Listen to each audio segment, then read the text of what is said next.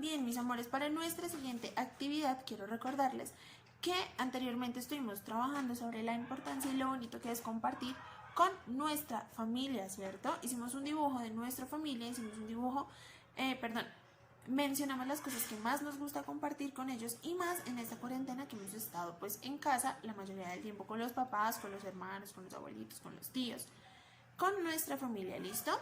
Entonces, mis amores, vamos a hacer el día de hoy una manualidad en relación al tema de la familia, al tema de compartir con nuestra familia. Para ello, ¿qué vamos a hacer, mis amores? La Miss les pidió a ustedes 2 cuadritos de papel, ¿cierto? Uno grande y uno más pequeño. El cuadro más grande se lo daremos al papito, a la mamita, al abuelito o a la persona que nos esté cuidando y apoyando con las tareitas. Y el cuadro más pequeñito lo tendremos nosotros.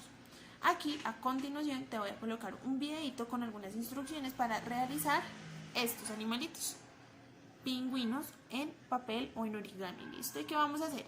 Vamos a hacer 2 pingüinos, un pingüino grande que será el papá pingüino o la mamá pingüina o la abuelita pingüina y uno pequeñito que nos simbolizará a nosotros, los hijitos y los bebés pingüinos, ¿listo?